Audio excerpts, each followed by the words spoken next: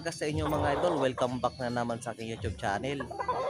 Ayun mga idol, update ko kayo sa aking super sweater galing kay Sir B-Boy Fiber Green Farm. Ayun mga idol, makikita nyo, super pogi talaga. Quality, hindi ka talaga magsisisi sa ating nabili. Sulit talaga mga idol, napakasulit talaga yung manok. Napaka gwapo talaga, super sweater, pure. Ito mga idol, oh.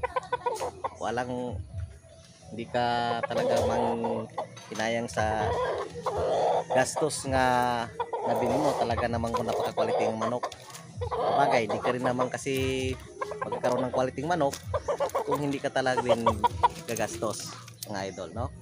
Kung hindi ka talaga magbibitaw ng kapital, talagang hindi ka magkakaroon ng mga quality manok. Ay mga idol, kung makikita mo, pure super sweater to, no? Ayan, pansinin nyo mga idol. Kaya mayroon pa yang may wingban yan nga, may wingban na yan, palatandaan na sa kanya galing ito mga idol, oh. Ito yung wingban niya.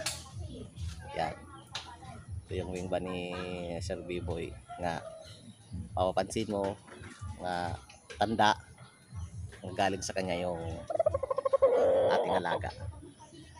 Ayun to mga idol, ito yung ating gawin natin itong broadcast para magkaroon tayo ng mga crossbreed dito.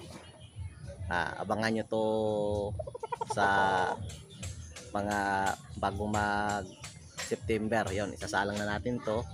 Isasalang natin to sa pure Boston Roundhead din. Galing din kay Sir B-Boy. Ayan. Yang ating isasalang ito. Bali mga yang sisiw nila ay mga crossbreed na yon. Isasalang ko rin to sa 5 kilan sweater ko dito. Meron din ako dito. Yan. Isasalang ko rin to doon. Ayan mga idol. Ito yung kanyang pure super sweater.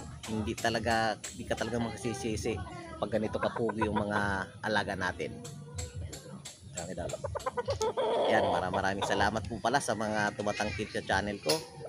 Pasensya na po kayo at ngayon lang din ako nakapag-vlog gawa ng super busy po talaga tayo ngayon. Ito, mapapansin nyo, ang ganda na ng ating alaga. Yan mga idol.